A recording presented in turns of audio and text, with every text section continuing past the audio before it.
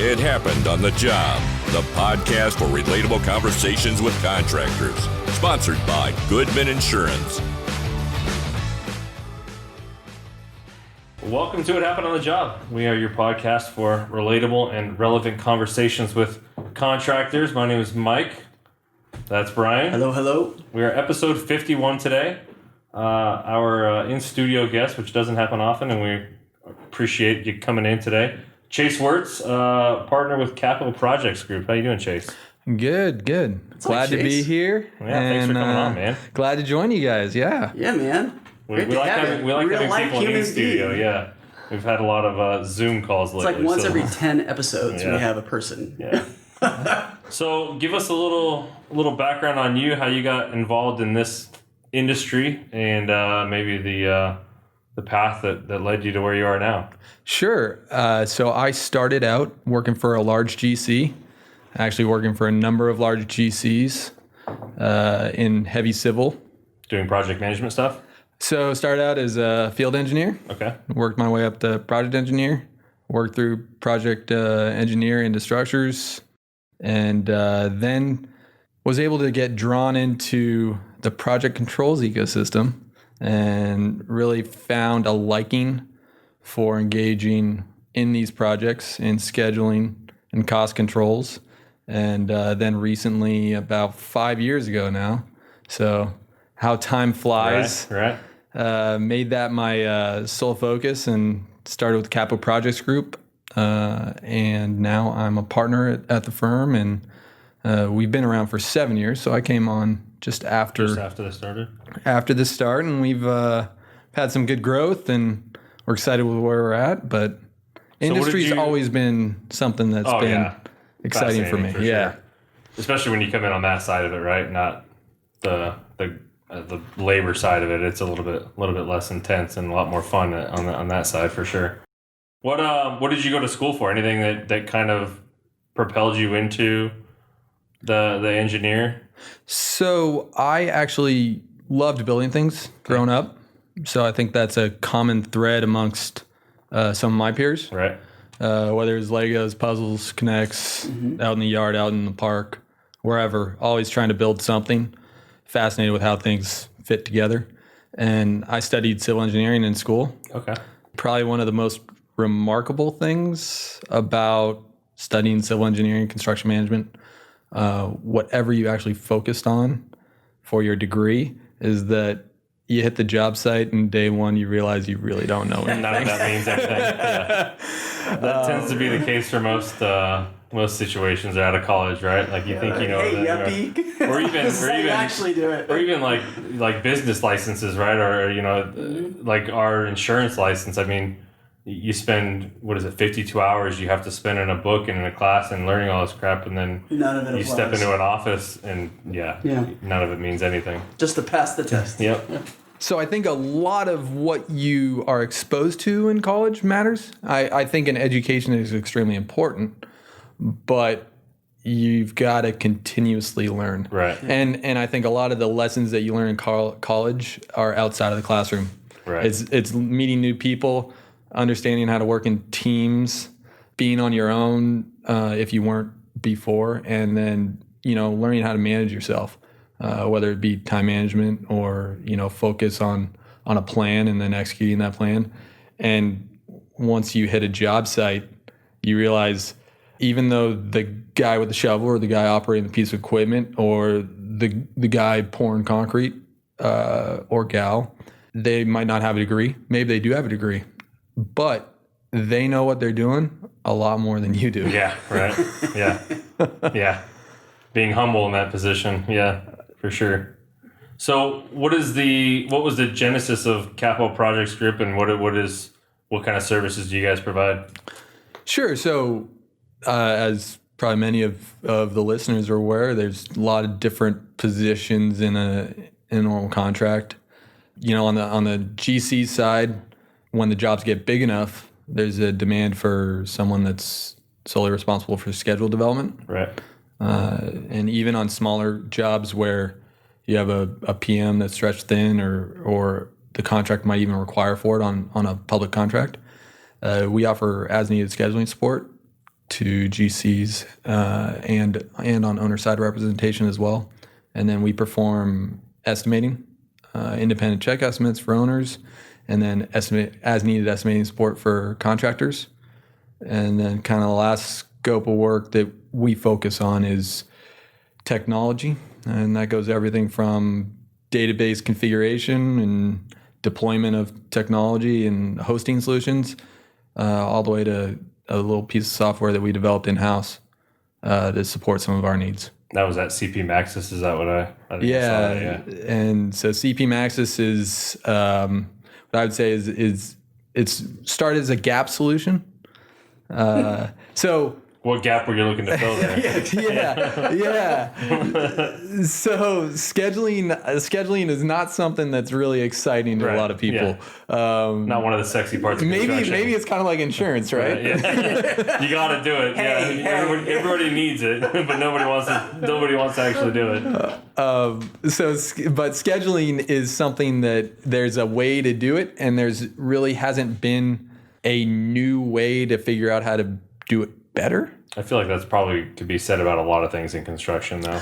But I think you're seeing a lot of those processes it's coming around soon, right? Yeah. Whether it be something like BIM or some of the applications that are around BIM and allowing it for the documents to be in the cloud and then to be in everybody's hands wherever they are on the job site, and some of the applications that are coming out now with whether it be trades or specialty firms all the way up to $1 billion+ job. Are quite exceptional. There hasn't been a lot of progress in terms of scheduling. So what CPM Access does is kind of eliminates the paper process and the duplication with regards to scheduling, because the old way to do it is there's the plug and play, the person actually punching the keys, and then there's all the data of the status and changes and sequencing revisions that are out in the field or with the actual management team, and the process by which that transfers back and forth is usually on a paper trail or face to face. Right. And so we created a digital platform for that. So if I'm understanding it correctly, and this is coming from the guy that has maybe been on a couple of job sites from an insurance standpoint, right? Not too much from your side of it, but if I'm understanding, so at any point, anybody can walk onto the job and on your piece of technology, find out where everybody's at in the process, what their status is, how much longer they have, and all those kind of things, and who's coming in next, and all those. Is that kind of sure? So down to the nuts and bolts of visibility into the schedule on a daily or weekly basis, all the way up to lots of the insight is actually the ability to standardize some of the visualization dashboards and reports on the executive level. Because the insight into the schedules on the project level is tough. You can imagine how tough it is on the executive level. So are you guys being brought in, I would assume, more from the owner's side, right? Because it sounds like a lot of the things you're doing are helping efficiencies and all those things, probably something that the owner cares about more than the general contractor, right?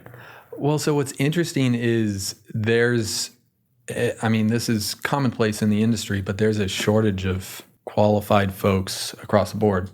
There's a lot of work out there right now, and there's a need for professionals. And so because scheduling is similar to, let's say, quality control, it's kind of a niche. We've actually found a lot of our engagement has been on the contractor side.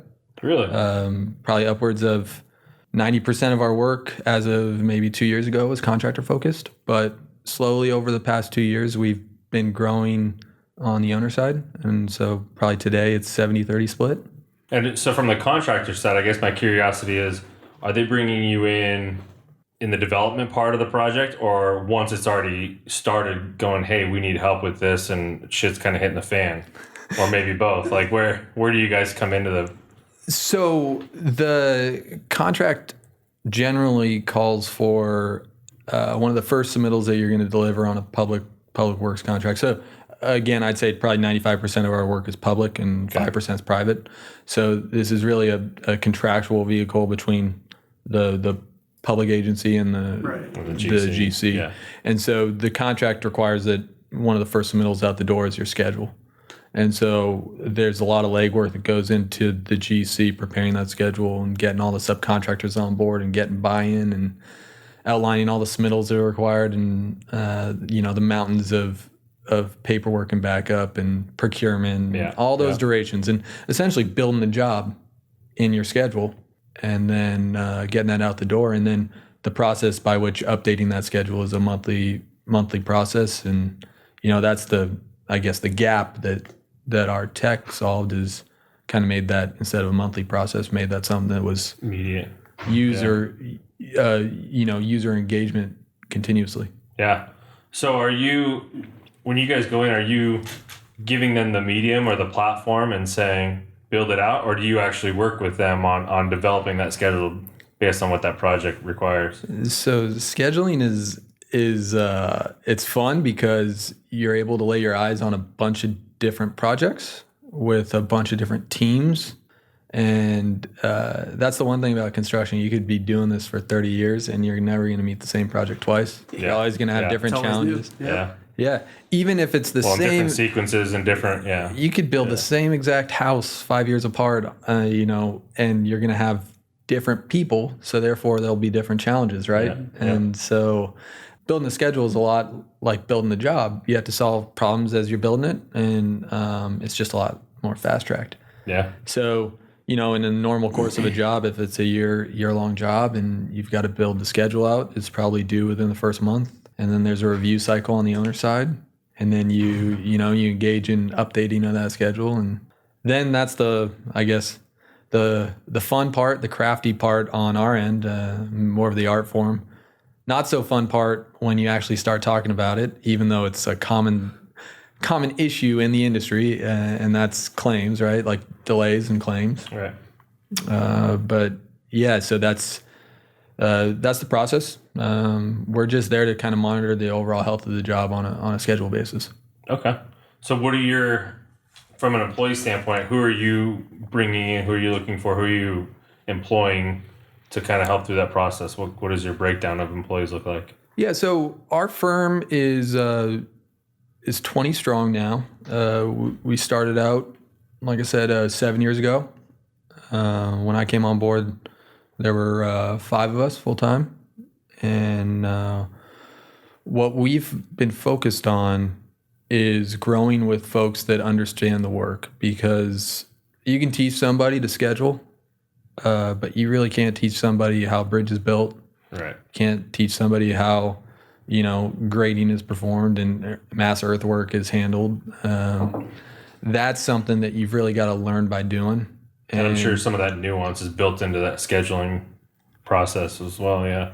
Of course. And to be somebody that has the technical background to not only punch the keys in the program, but also be able to provide input and, provide positive feedback or concerns is something or problem solve or some of all those things. Yeah. Yeah. I mean, I could send you guys to a scheduling class and you guys could learn the software and say, hey, I can schedule. Yeah. But when it comes to building a bridge, I'm not going to know, know what issues are going to come up or how to solve them. Yeah. And I think so that's kind of what separates us from maybe others, but there's a lot of good folks out there, and that's the cool thing about this industry. I think anybody would tell you like it's a small world. Oh, everybody knows everyone. And, so that's kind of the person we're looking for is folks that have the background in doing. So where have you seen more success, and hopefully your employees aren't listening, and I don't mean to put you on the spot too much, but are you seeing better success in a construction person teaching them the tech, or a tech person teaching them the construction? So I think there's both, right? Like you can have different applications. We do everything from program level support all the way down to, coming in and helping out a project on an as-needs basis that already might even have staff engaged in the schedule. And I think it takes different people for different applications. And I think there's a spot in the industry for people of all backgrounds and all experience levels. If you want to start your career in project controls, cool. But I think you've got to kind of understand and always be open to learning. Kind of goes back to what we were talking about, right? Day one, when you hit the job site, you're hopefully going to know more on day 2 than you did on day 1. But that doesn't stop whether you have 10 years experience, 20 years experience, or 30. Yeah. Yeah, no, for sure.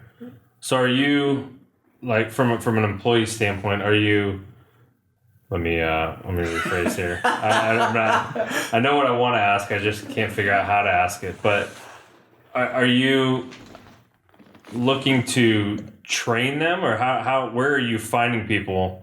Are you getting people that like have construction background, or where are you guys finding your employees? So a lot of our hires have been by word of mouth and by relationship. But the really awesome thing about our team is that's what we are. We're a team. So we aren't shy to ask for help, whether it's up the ladder, down the ladder. But we're really kind of a flat team because everybody has different strengths and has been engaged in different situations. So if we had somebody that had been with us for a month, but had been engaged in a very similar situation as a client that we have is engaged with, we could say, hey, let's figure out how we can use your lessons learned to make our work product better. But our team at Capo is very similar to the teams that you find on projects.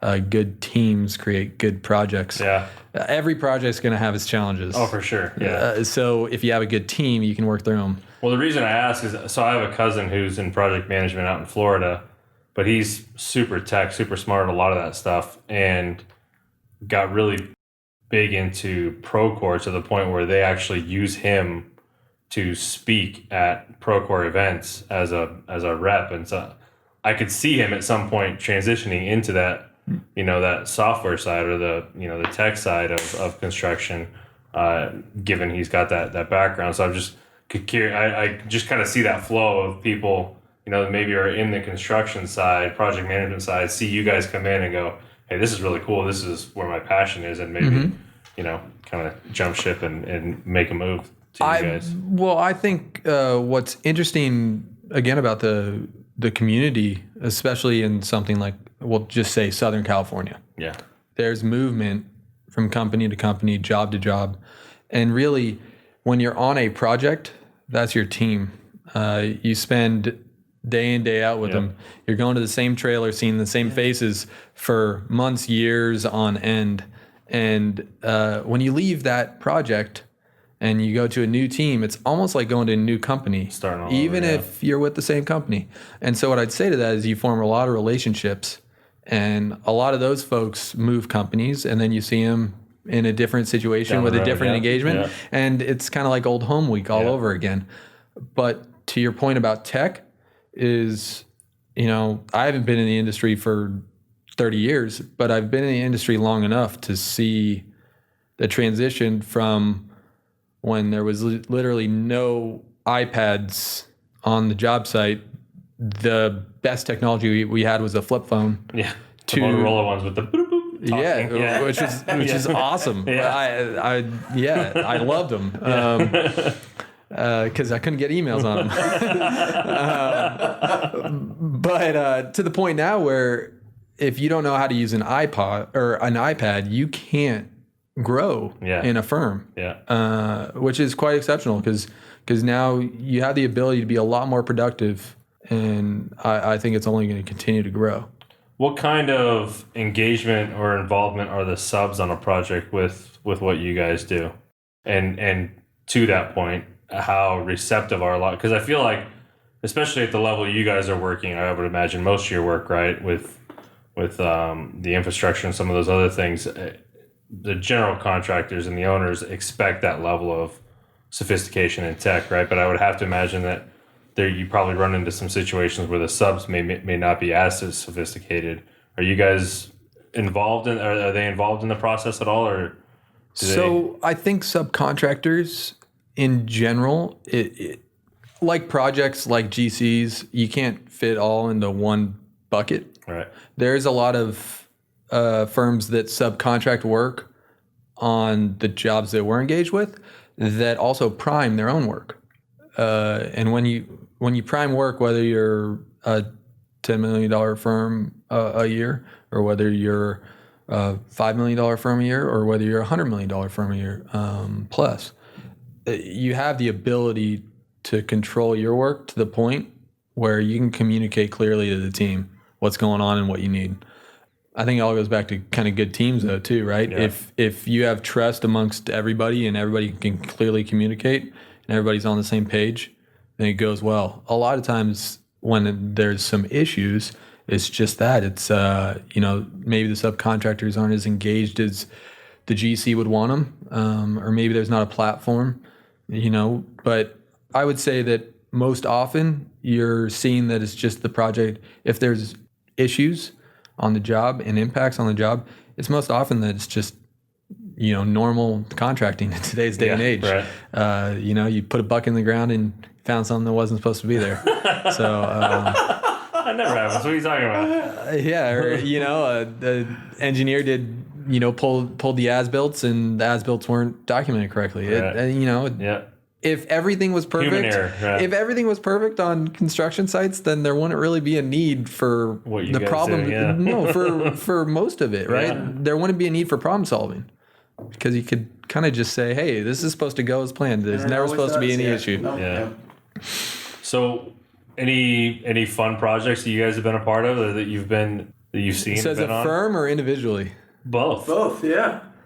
I mean, so as a firm, it's everything. We're up in let's see. I'll pick a few. So I think one of my favorite jobs was actually the job that I was on. One of the first projects I was on was at LAX, and we had the opportunity to go pretty deep in the ground and connect into an 100-plus-year-old sewer that feeds Hyperion. No. And it was pretty darn spectacular to think about how long it had been there. Yeah, right. And kind of... Was it still structurally sound that you guys could use it? Sure. Wow. So it had actually been lined. And so that's another thing. Like the construction technology, it made me appreciate just walking around streets or driving on the highways and not really ever appreciating what's truly underneath your feet. Yeah. And the work that went into it. Yeah. Or flushing a toilet and not appreciating where it actually where it goes and how it gets there, and yeah. But as a company, we've been pretty darn fortunate to work on projects upwards of $2 billion, all the way down to jobs that are, a $500,000 pump station improvement and everything in between. And I think what stands out for me the most about it is the clients that we get to work with. Everybody from the CEO of a E&R top 20, 30 firm, all the way down to someone that's running their company out of their truck, and everybody in between, right? Yeah. So it's pretty darn cool. And we were talking. It was probably, I think it was before we started recording, but you guys are East Coast, West Coast, and everywhere in between, right? So we've got a presence in the Mid-Atlantic, the Northeast, Denver, NorCal, and SoCal. We've done a little bit of work in Arizona, Texas, and Oregon, and Washington, but our current boots on the ground presence are in those spots. You have plans to? I mean, is the plan to go nationwide, or as much saturation as you can, or? Our main growth has been by relationships, and so I think we'll grow as our relationships take us. We aren't afraid of growth, but I can tell you that you've got to grow smart, because I think anybody with a smaller firm that's a services firm will tell you, like, it doesn't take much to lose the reputation that you've worked really hard to build, and not only the reputation, because that's outwards, right? But inwards, it's also about culture, and culture is a big important thing at a small firm, and that's easily lost if you make some one or two bad. Well, and like it's the reputation part, one or two bad jobs, and like you said, that small world starts talking about you, and you don't get called back very often. So that's. Do you guys do much say. by way of marketing, or is it all just word of mouth based on prior? I think we do a fair amount of marketing. I wouldn't say we do I wouldn't say we do a lot. I wouldn't say we do a little. We do a fair amount, mostly LinkedIn and website. Yeah. And But- but I would imagine most of your work is word of mouth and prior relationships that, like you said, bounce around to other firms and other jobs. Sure, and I think the repetitive nature of our work. You get a good client gets new work. You didn't have to market because the client wants to call you. You, right? Just easy. Back on the job, start over. So how often are you and or your employees on job sites?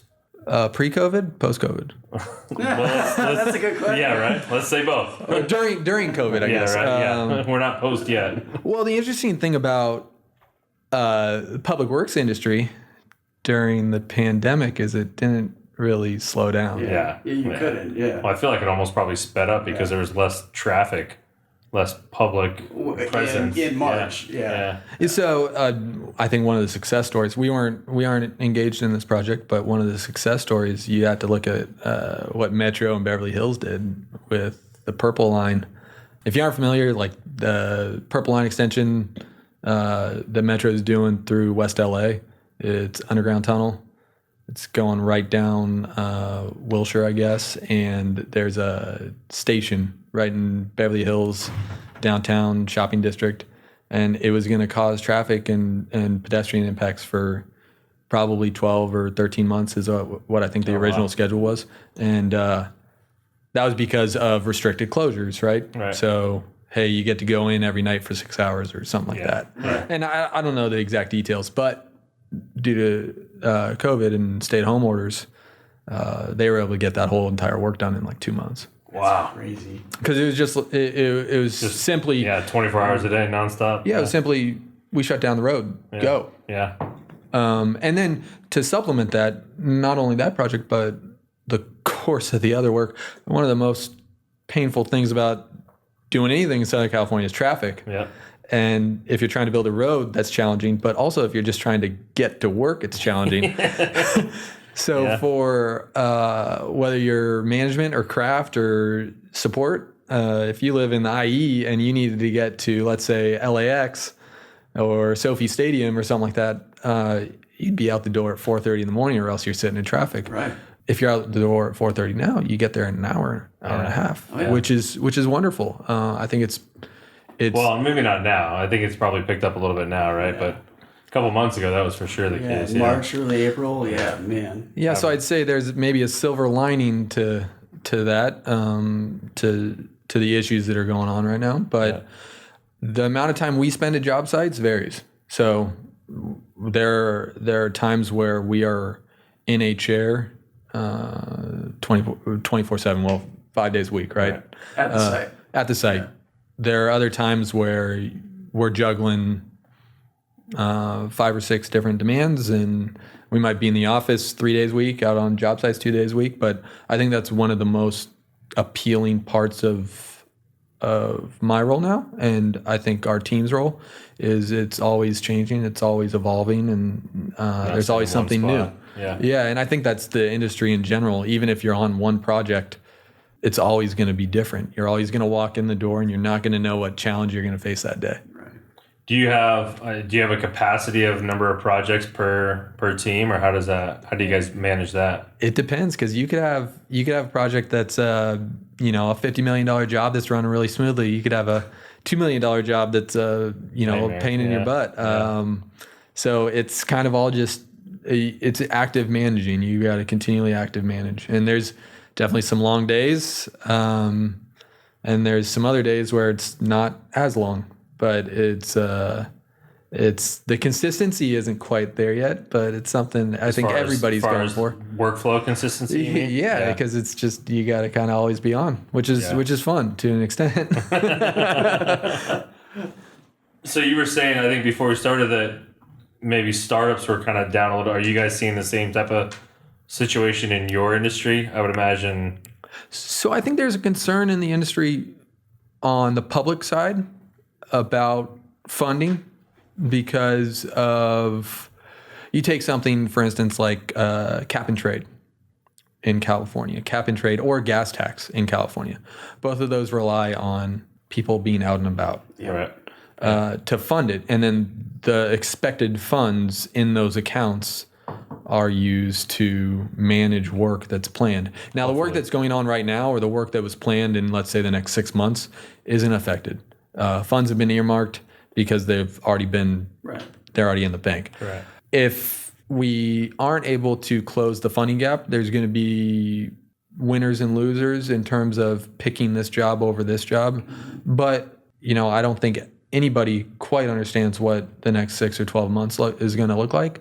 And I think everybody's hopeful that we can get some sort of funding solution, not only at the federal level, but also at the state and local levels. Yeah. So, speaking of that gas tax, I have to imagine that probably was a pretty big influx on your workload as far as the amount of infrastructure work that was being done. I think the gas tax did a lot for the industry. I know there was, the actual argument side of it prior, but after passing, I think that it's been very positive what it's done for communities and traveling public, and Probably it's definitely a lot of work for you guys too, right? Yeah. It's definitely increased workload in the industry. For sure. If I'm not super into politics, or keeping up with that stuff, but isn't there another one that they're trying to get on the ballot for November? Is that? Maybe I'm wrong. Maybe I need to do some research. Yeah, or maybe I'm wrong. Maybe I just made that up. I don't know. I can't even believe it's July. So there you go. Yeah, right. What are you talking about? It's March 365th. Feels like it's never ending. So what's the future for you guys? Like where do you guys see yourselves going in 3 to 5 years? And so if everything goes well from a funding and everything else standpoint. As a firm, I think that's why we positioned ourselves to doing something different than just scheduling, estimating the way it's always been done. I think we tried to create a better mousetrap, if you will, because there's a lifespan of where sitting and doing something the same way, the same time, in a repetitive nature. Yeah, because eventually it's going to have to be innovated again, right? Yeah. Somebody's going to create a better way to do it. I'm not saying that we've figured everything else or everything out, but I do think that we are continuing to try to be on the right path to make it so that our work product and the engagement in estimating, scheduling, technology is better for everybody from apprentice up to journeyman, foreman, superintendent, to the management side, and then also kind of bridging the gap between owners, contractors, because I think you'll see that a successful team and a successful project relies a lot upon active and continuous clear communication. Yeah. Because then everybody at least understands where everybody's at on it. Yeah. Have you guys thought about going into other sectors in case something dries up with public funding? Sure. So we're continuing to, because I have to imagine what you guys do would fit into just about any kind of project, right? It's the interesting thing, or I guess not interesting, the commonality that you'll find is that it's relationship based. Yeah. So right now your reputation isn't where it's at. Yeah. Well, but we've made some inroads. They aren't huge, but I would say that it's all relationship based. So you form that relationship and then you continue to grow. There's project control services in oil and natural gas. We've done a little bit of work there. We're continuing to grow. There's project control services in biopharma. We've done a little bit of work there. We're continuing to grow. There's project control services in manufacturing.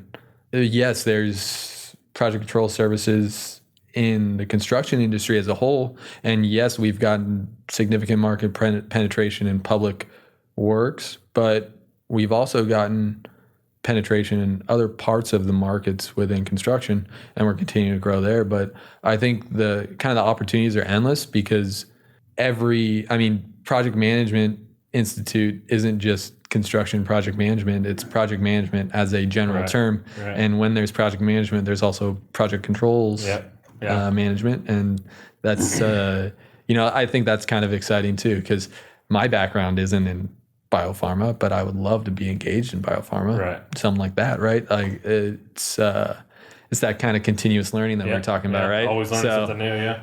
I think that's a challenge that everybody should relish is to be able to wake up and say, hey, I'm going to learn something new today. So, I mean, you guys it sounds like a lot of what you've done is in those industries where project controls are part of the contract. Is that kind of where you've done a lot of your work? Is there much demand outside of that for somebody that just says, hey, owner's not requiring this, nobody's requiring this, but we want your services as part of control? So I think there's, of course, when there's a demand for it, a contractual requirement for it, it's easier, right? Yeah. The barrier to entry is lower, right? Because it's a need and we can satisfy that need. Right. I think that providing best-in-class service and also providing value is important, because what's fascinating about the industry, at least on the public works side, is when you talk about margins and people are surprised when they $1 billion contract and somebody talks about margins on that contract. And they're like, oh, wait, that company's taking on that amount of risk for that amount of margin. Yeah. And wait, that's not even their profit. That's just their margin.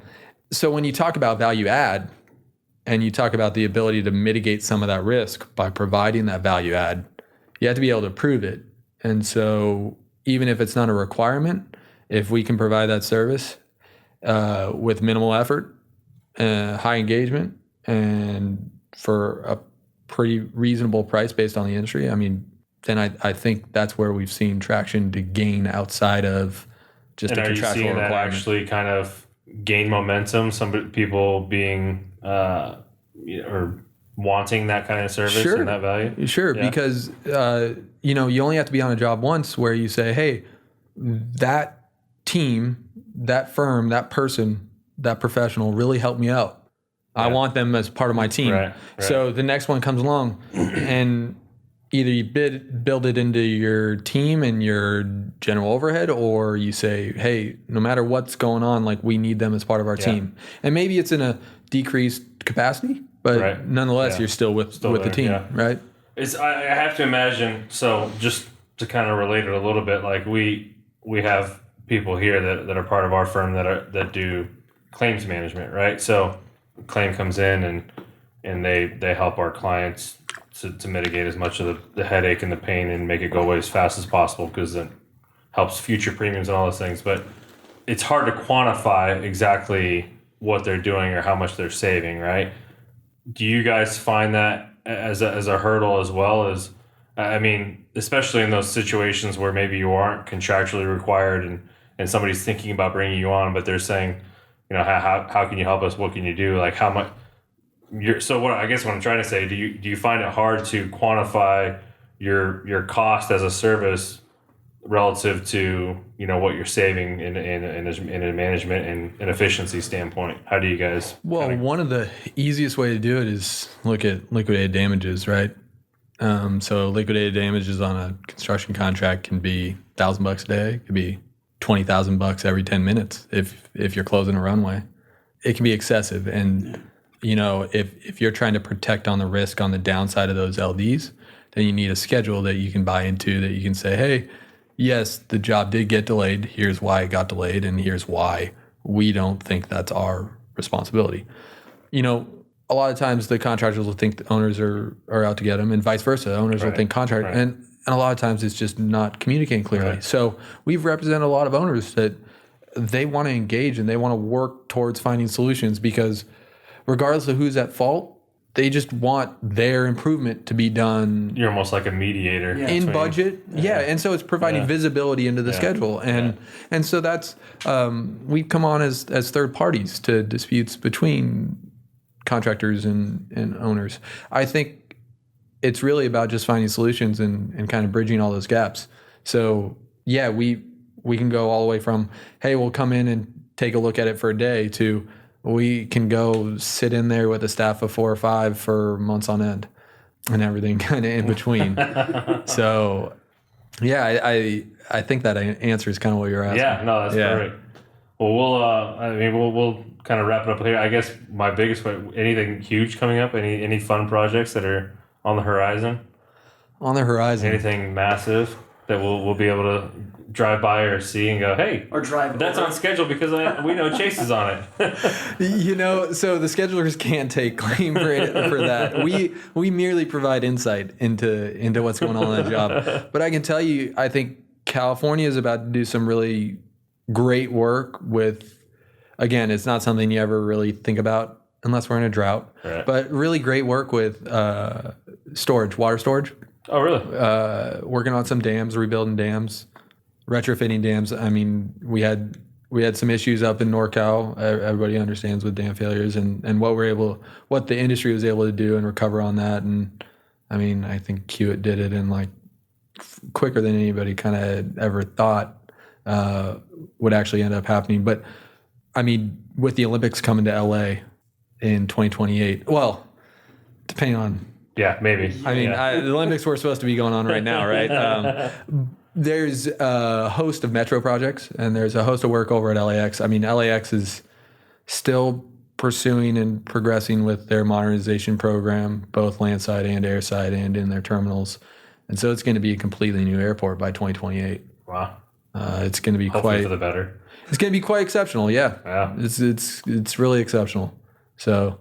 And then, I mean, if everything kind of lines up, you'll literally be able to get on a train on the Gold Line and ride a train all the way to your terminal. Yeah, it's amazing.